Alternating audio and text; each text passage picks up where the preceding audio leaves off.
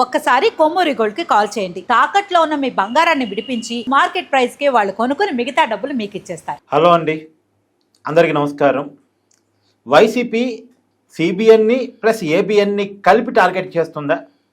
గత కొన్ని రోజులుగా ఏబిఎన్ ఆఫీసుల దగ్గర వైసీపీ చేస్తున్న ఆందోళన కార్యక్రమాలు, దాని వెనకాల ఉన్నటువంటి కారణాలు, నిజంగా ఏబిఎన్ రాధాకృష్ణ గారు మాట్లాడిన మాటలతో హర్ట్ అయిపోయి చేస్తున్నారా, లేదంటే డైవర్షన్ పాలిటిక్స్ చేస్తున్నారా? అసలు కారణాల మీద చర్చ పెట్టుకునే ప్రయత్నం చేద్దాం. నాతో ఉన్నారు ప్రముఖ సామాజిక రాజకీయ విశ్లేషకులు కొత్త రాజేంద్రబాబు గారు. సార్ నమస్కారం. నమస్తే సార్, రాధాకృష్ణ గారి కామెంట్స్ వైసీపీ నాయకులకు ఇబ్బందికరంగా అనిపించాయట. వాళ్ళ ఇళ్లలో ఉన్నటువంటి మహిళల్ని అగౌరవపరిచినట్టు అనిపించాయట. శనివారం రాత్రి రాధాకృష్ణ గారు మాట్లాడితే మంగళవారం నుంచి ఆందోళన కార్యక్రమాలు చేపట్టారు. ఎలా చూస్తున్నారు వాళ్ళ ఆందోళన కార్యక్రమాలని?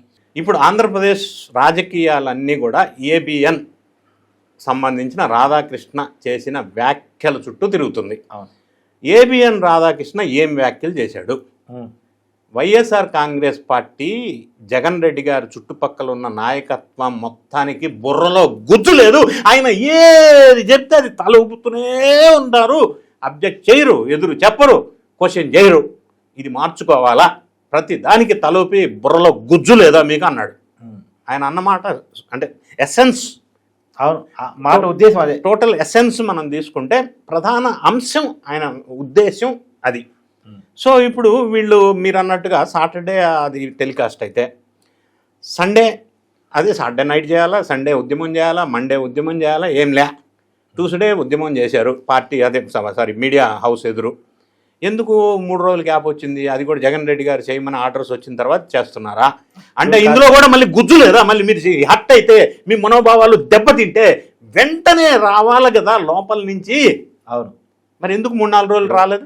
రేపు మాట ఎవడు పడే పరిస్థితి లేదు. ఇప్పుడు ఎగ్జాంపుల్, మీరు నన్ను ఏ మాట అన్నా, నేను మిమ్మల్ని ఏ మాట అన్నా వెంటనే రియాక్ట్ అవుతారు. అవునా కదా? ఇన్స్టెంట్ గా అవుతారు కదా. దానికి ఒకటి చెప్పేది ఏంది? అవును, అంటే గుజ్జు లేదని ఆయన అన్నాడు, మీరు వెంటనే రియాక్ట్ అవ్వలేదు, ఆదేశాలు వచ్చిన దాకా. అంటే మరి ఆయన చెప్పింది కరెక్టేగా. ఇంకొన్ని ఎగ్జాంపుల్ మనం తీసుకుందాం, ఏ మాట మాట పార్టీలకు అతీతంగా. ఫస్ట్ జగన్ రెడ్డి గారు విభజిత ఆంధ్రప్రదేశ్కి అధికారంలోకి వచ్చినటువంటి చంద్రబాబు నాయుడు గారు అమరావతిని రాజధానిగా ప్రకటించినప్పుడు అదే అసెంబ్లీ సాక్షిగా జగన్ రెడ్డి గారు ఏమన్నారు? అమరావతికి మేము పూర్తిగా సహకరిస్తాం, 30,000 ఎకరాలు తక్కువ లేకుండా చూడండి అన్నాడుగా. అన్నాడా? ఇప్పటికే ఉన్నాయిగా, వీడియోలు ఉన్నాయి కదా. ఇదే స్టాండ్ని అప్పట్లో ఆ పార్టీ శ్రేణులంతా పబ్లిక్లో కూడా తీసుకెళ్లారు. అవును, మేము అమరావతికి సపోర్ట్, అందుకే చంద్రబాబు నాయుడు గారు ఇంకా ఇల్లు కట్టుకోలేదు, కానీ ఇక్కడ జగన్ రెడ్డి గారు తాడేపల్లి ఇల్లు కట్టుకుంటున్నారు తెలుసా. ఈయన ఇక్కడే ఉంటాడు, అమరావతి రాజధాని. ప్రజల్ని నమ్మించారా? కాలక్రమంలో మారిన రాజకీయ పరిస్థితుల నేపథ్యంలో మళ్ళీ డెసిషన్ మారింది, స్టాండ్ మారింది, కలర్ మారింది. 3 రాజధానులను ఇట్లా అన్నాడు. కొత్త కాన్సెప్ట్ తీసుకొచ్చాడు. వైజాగ్, అమరావతి, గుంటూరు, కర్నూలు, ఈ కాన్సెప్ట్ మార్చినప్పుడు స్టాండు ఇదే వాళ్ళ పార్టీకి సంబంధించిన వాళ్ళు. అదేదన్నా మొన్నటిదాకా ఒకటే రాజధాని అమరావతి అన్నాగా, ఇప్పుడు 3 స్టాండ్లు ఎట్లా తీసుకుంటావు, ఎందుకు తీసుకుంటావు, ఎట్లా వెళ్ళాలి పబ్లిక్లోకి, ఏందని క్వశ్చన్ చేశారా? తలకాయ ఇట్లా ఊపారు. అదే కదా రాధాకృష్ణ అంద బుర్రలో గుజ్జు లేదా అని ఎందుకు క్వశ్చన్ చేయలేదు? అదే మనిషి, అదే పెద్ద మనిషి మళ్ళీ విజయవాడ గుంటూరు మధ్యలో పెట్టండి అని అన్నప్పుడు ఇదేంది మళ్ళీ సడన్గా ఇట్లా మార్చావు అని అడగాలిగా. అడగలే. ఆ మధ్యలో 3 రాజధానులు కాదు, వైజాగ్ మాత్రమే రాజధాని కూడా అన్నాడు. వైజాగ్ ఆ తర్వాత అసలు నేను ఎక్కడుంటే అక్కడ రాజధాని అన్నాడు. అది వేరే విషయం. నేను దాని జోలికి కూడా వెళ్ళట్లేదబ్బా, ఎందుకంటే మరి లెంతీగా అవుతుందని. తర్వాత ఏమన్నాడు? నాగార్జున యూనివర్సిటీలో పెట్టుకోండి అన్నాడు. అదే జగన్మోహన్ రెడ్డి స్టాండ్ గురించి చెప్పాలంటే అదొక గంట చెప్పొచ్చు. అందుకే నేను కన్ఫైన్ చేస్తున్నా. ఇప్పుడు ఇన్ని మాటలు మార్చాడు. ఇప్పుడు ప్రస్తుతం ఏంది? మచిలీపట్నం, విజయవాడ, గుంటూరు, మావిగన్ అని పేరు పెట్టాడు. అసలు ఏపీసీఆర్డీఏ లిమిట్ ఏంటి? ఇదంతా ఆ లిమిట్లోనే ఉంది కదా. ఇంకే మళ్ళీ కొత్తగా ఏం చెప్పేది ఏంది? మరి వైజాగ్ ఏమైంది, కర్నూలు ఏమైంది, అమరావతి ఏమైంది, 3 రాజధానులు ఏమైంది, విజయవాడ గుంటూరు మధ్యలోది ఏమైంది, నాగార్జున యూనివర్సిటీ ఏమైంది, మళ్ళీ ఇప్పుడు కొత్తగా ఈ మచిలీపట్నం, విజయవాడ, గుంటూరు ఏంది? కొత్తగా నువ్వు కనుక్కుంది ఏంది? అది ఏపీసీఆర్డీ లిమిట్ కాదా? మరి ఇన్ని స్టాండ్లు మార్చినప్పుడు వీళ్ళు ఎవరన్నా క్వశ్చన్ చేశారా? బుర్రలో గుజ్జుందా అని ఆయన అన్నారు. అందుకే కదా ఎందుకు తలకాయ ఊపారు. ఇది ఒక పార్ట్ అయితే, గతంలో పబ్లిక్ ప్రైవేట్ పార్ట్నర్షిప్ ఇనిషియేటివ్ మీద ప్రైవేటైజేషన్ అని చెప్పి మెడికల్ కాలేజెస్ని వ్యతిరేకిస్తూ ఉద్యమం టేకప్ చేశారు ఆంధ్రప్రదేశ్లో.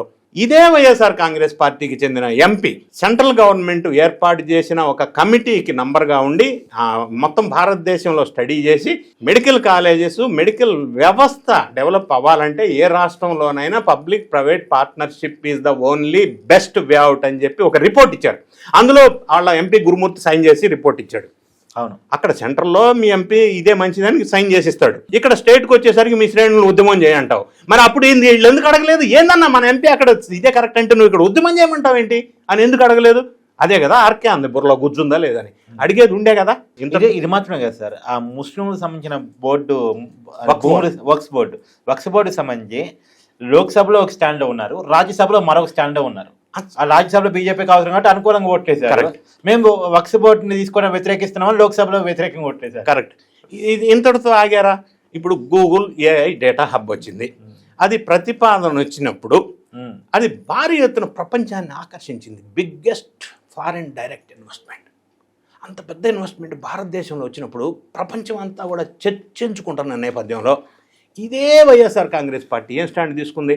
అది అసలు అది గోడౌన్, అందులో ఏం పనికి వస్తుంది? ఏం పనికిరాదు. చిన్న హౌస్ కీపింగ్ ఉద్యోగాలు వస్తాయి, వాచ్మెన్ ఉద్యోగాలు వస్తాయి, దేనికి పనికిరాదు. ఒకటి అది కరెంట్ మొత్తం వైజాగ్ అది దానికే కావాలి, వైజాగ్ అంధకారం అయిపోద్ది. వాటర్ మొత్తం దానికే కావాలి, వైజాగ్లో నీళ్లు దొరకవు, అది అసలు వేస్ట్. ఇదే మాటలు వీళ్ళు మాట్లాడారు. అమర్నాథ్ గుడివాడ అమర్నాథ్ ద్వారా అందరు మాట్లాడారు. ఈ మాటలు బ్లేమ్ జరుగుతుంటే సడన్గా బెంగళూరు నుంచి వచ్చే జగన్ పెద్ద యూటర్న్ తీసుకున్నాడు. లేదు Google AI hub data centre మంచిదే, అసలు అది తెచ్చిందే నేను అన్నాడు. అయిపోయా. మరి ఇప్పటిదాకా వీళ్ళు ఈ మాటలు మాట్లాడి ఇప్పుడు మళ్ళీ ఆయనే తెచ్చానంటే మళ్ళీ ఇంత పెద్ద యూటర్న్ తీసుకుంటే ఇదేందన్నా మళ్ళీ ఇంత స్టాండ్ మార్చావు సడన్గా? నీళ్ళు అడగాలి కదా, ఎందుకు అడగలేదు? బుర్రలో గుజ్జు లేదా? అదే కదా ఆర్కే పాలకులో చెప్పింది. మరి ఇన్ని రకాల డిఫరెంట్ స్టాండ్స్ మార్చుకుంటూ ఉన్నప్పుడు ఇప్పుడు భయం ఏంటంటే ఇవాళ మనం వీడియో చేస్తున్న సందర్భం కూడా సాటర్డే, ఇవాళ ఇంకేం మాట్లాడుతాడని వైసీపీ అంత భయపడుతుందంట. అంటే ఏ రోజు ఏం మాట్లాడతాడో తెలియక పబ్లిక్లో ఎలా ఫేస్ చూపించాలా అనే అర్థం కాక గందరగోళ అయోమయ పరిస్థితిలో ఉన్నారు. అది నాకు అర్థం కాదు సార్. వైసీపీ చాలా సీరియస్గా అందరి నాయకులకి ఫోన్ చేసి మీరు ఆందోళన కార్యక్రమాల్లో పాల్గొనండి అని చెప్పినట్టుగా మనం వార్తలు వింటున్నాం. కానీ పెద్దిరెడ్డి రామచంద్రారెడ్డి గారు ఎక్కడ ఆందోళన కార్యక్రమంలో పాల్గొనలే, చెవిరెడ్డి భాస్కర్ రెడ్డి గారు ఎక్కడ ఆందోళన కార్యక్రమంలో పాల్గొనలేదు, తర్వాత కొడాలి నాని వల్లభనేని వంశీ వీళ్ళు ఎక్కడ కార్యక్రమాల్లో పాల్గొనలేదు, తర్వాత విడుదల రజని ఎక్కడ కార్యక్రమాల్లో అంటే వీళ్ళంతా ఎందుకు స్కిప్ అయ్యారు? అంటే ఇప్పుడు కార్యక్రమంలో ప్రజల్ని ఫేస్ చేసేది, ఆ ఇబ్బందులు పడేది అంబటి రాంబాబు లాంటి సామాజిక వర్గానికి సంబంధించిన వాళ్ళు. బొత్స సత్యనారాయణ ఆ బాధ పడలేకే ఆయన ఇంటర్నల్ బాధ అది. అందుకే పీపీపీ ఉద్యమం ఆయన చేయను అంటే చెయ్యాలని ఫోర్స్ చేస్తే వెళ్ళి అక్కడ అస్వస్థతకు గురయ్యాడు, అది వేరే విషయం. అయితే ఇప్పుడు ఒక సామాజిక వర్గము ఇటువంటి వాటిల్లో వాడుకోవాలా, రెడ్డి సామాజిక వర్గం మాత్రం అధికారం వచ్చినప్పుడు పదవుల కోసం కావాలా. ఓకే. ఇప్పుడు గతంలో ప్రభుత్వ సలహాదారులుగా 24 మందిని నియమించాడు ఆయన ప్రభుత్వంలో ఉన్నప్పుడు. అందులో 17 మంది మన రెడ్డీసే. అంటే రెడ్డీసు అధికారం వచ్చినప్పుడు అందులో కావాలి. ఈ ఉద్యమాలకి ఇటువంటి ప్రజలను ఫేస్ చేసే క్లిష్టమైన పరిస్థితుల్లో వేరే సామాజిక వర్గం వాళ్ళు కావాలి. అంటే వీళ్ళని వాడుకుంటూ తన అధికారం తను అనుకున్న వాళ్ళకి పదవులు అప్పచెప్తూ డబ్బులు అప్పచెప్తూ. ఎస్, ఇది వ్యూహం. అంటే మరి వేరేజ్ సజ్జల, వేరేజ్ చెవిరెడ్డి, వేరేజ్ మిథున్ రెడ్డి, వేరేజ్ వీళ్ళంతా ఏమైపోయారు మన వాళ్ళు?